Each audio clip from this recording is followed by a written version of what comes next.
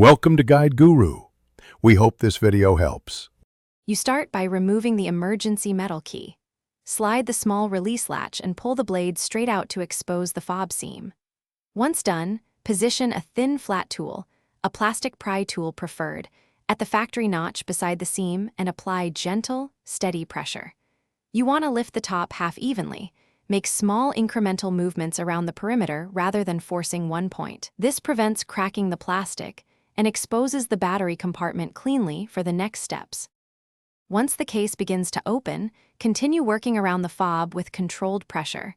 You should rotate your tool to each access point. You'll see a small spring clip or plastic retainer holding the battery and the internal circuit. Make sure to separate the halves slowly so internal components don't fall out. Use 2 hands to keep the circuit board stable.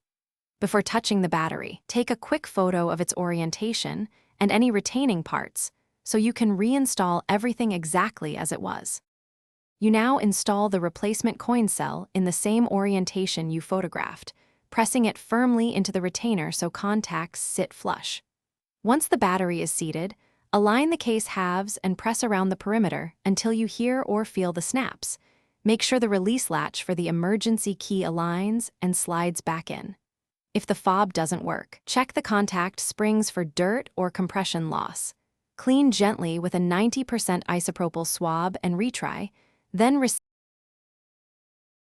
Thanks for watching. Consider subscribing if we helped you today.